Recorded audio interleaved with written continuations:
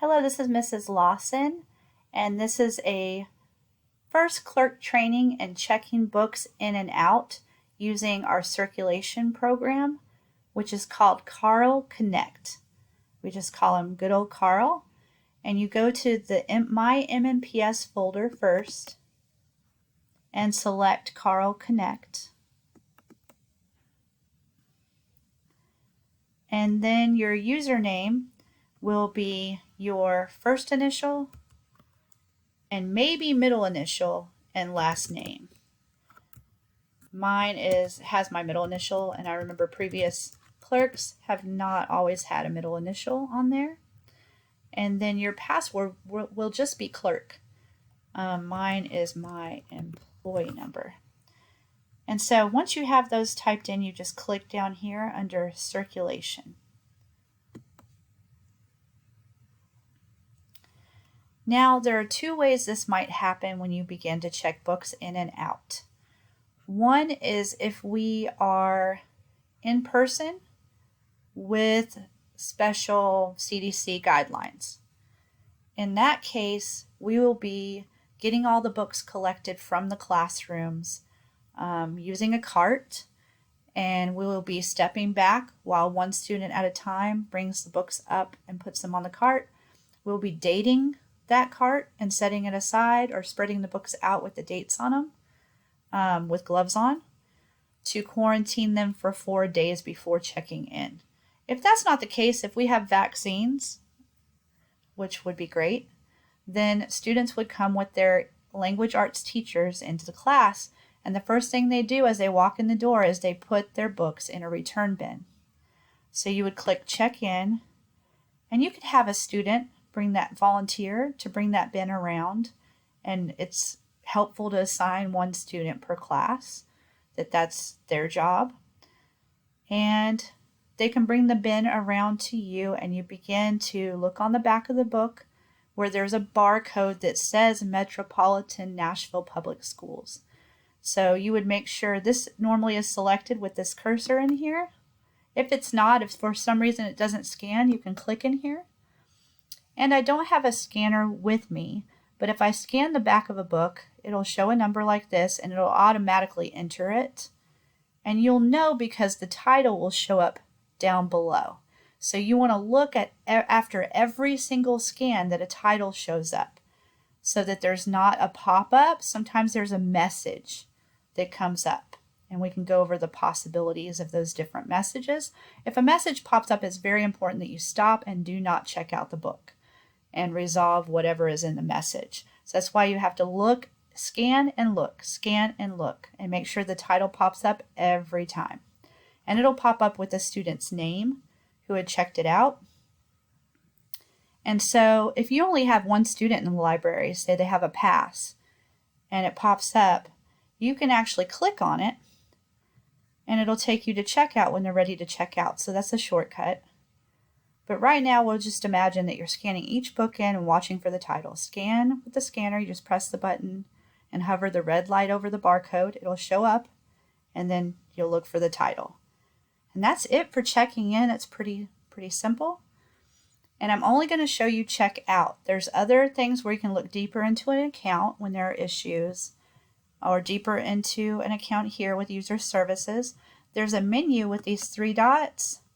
It has a lot of things on it. You mostly won't need it, but occasionally there are certain things you will need to do over here. So I'll do a different video for those. Because the first thing is just simple, main part of your job, which is checking in and checking out. So you click checkout to change this over to checkout. If the student has a student ID or we have a library card, sometimes we make those. It's better if we just make student IDs do it once, right? So student ID, you scan the ID here, and then that student's profile will pop up.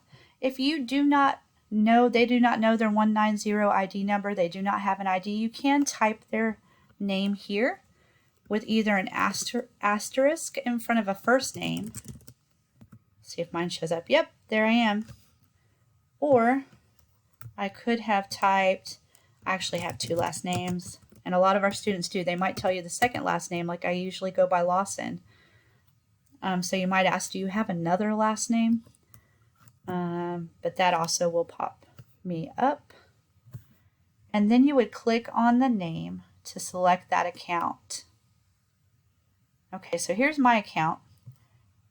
And yay, I don't owe any money for McMurray. I don't have anything checked out from McMurray. But notice there is your branch summary, which is McMurray. This should be McMurray. And then system account summary. Students also check out books from the public library, and you've probably seen plenty of those green bags get mailed to the office. And so that's where this information goes. So you click the orange arrow. And I have 5 books checked out from the public library. Now, I've noticed in the past that these 2 aren't always accurate.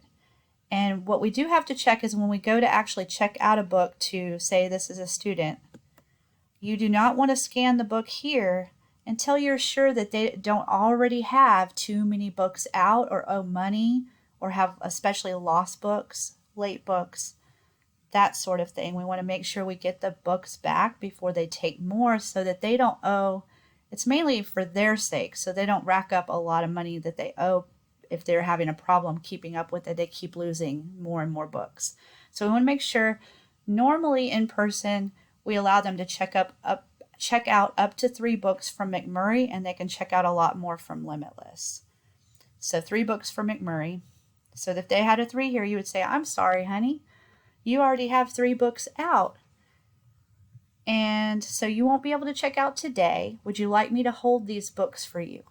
And you can put their name and the date we hold and let them know we hold books for 24 hours while they try to find their books and bring them back. And just tell them come back with a pass or first thing in the morning. Usually, potentially homeroom or Related Arts might let them come with a library pass. And so they can return that book and get the books they have on hold. After the 24 hours, we put a date on the Post-it on the books. So when it's the end of the next day, put them with the shelving for the last block. Let's see, overdue, lost. Okay, none of that. This is new. We have user overview, and it makes things a lot easier to make sure that they have the right amount of books. So we click that, and we can tell these are all Limitless because the numbers are very different for Limitless than they are for McMurray. So the numbers for Limitless always start with 3 and have a long list of numbers. So you can tell all 5 of these are from Limitless. Now, if they owed money or had lost books from Limitless or just had these for a long time, you might let them, it's good to let them know, remind them of their Limitless checkouts, but I don't use that to determine whether or not they're allowed to check out from McMurray. So I would just say, you're missing maybe Why Mosquitoes Buzz in People's Ears from Limitless Library. So be sure to turn that in as soon as possible. And that's all you would say about that. Now, if I had 3 or more in here for McMurray, it would be a mix of letters and numbers. Shorter number, and it's a mix of letters and numbers. And I would say, oh, 1, 2, 3. You already have 3. Or if there were 2, you can get 1 more item today. And if we are delivering books by CDC guidelines, that number will be decreased. They will only be allowed to have 2 in that case. And we'll go over this again, or you could watch the video again. Either one. But this is just to get familiar with how it works. Now, if they need to know what the book looks like, say they don't remember checking out Why Mosquitoes Buzz in People's Ears, you might be able to see it if you click My Account. Sometimes it has pictures if those items are not overdue. So there's what the cover looks like. So sometimes I turn the screen toward them or have them come around and take a look. And if they think they turned it in, because inevitably they have forgotten it's at the bottom of their locker or something, and they think they've turned it in, once in a while, that's why it's very important when you check them in to make sure the title pops up, because once in a while it'll get shelved and not checked in properly. So you may go to the E section of the library and look for this author's name, they're in ABC order, and see if it's on the shelf, if it was a McMurray book and they think they turned it in. If it was a Limitless book that they think they turned in, then you can write it down to give to me, let me know. or send me an email of the title, the call number, and the student's 190 number or first and last name. Just enough information so that I can let Limitless Libraries know to check the shelves or to cancel it after a certain amount of time. If the student is 100% sure and you've sent them home already to go look and double plus sure, we try to err on the side of the students more often than not, but we really want to challenge them too to make their best effort first. We also tell them if they do owe money, we ask if they can pay it, or how much do you think you can pay this on your next library visit? Yeah, I do. Or no, how much do you think you could pay? Okay, bring that on your next library visit. And sometimes I'll just let them pay what they can. Or I might let them work it off, and I have a handout that I give them to work it off. So you have a lot of options to help students and work with them, but also to help the library and get back as many things as you can.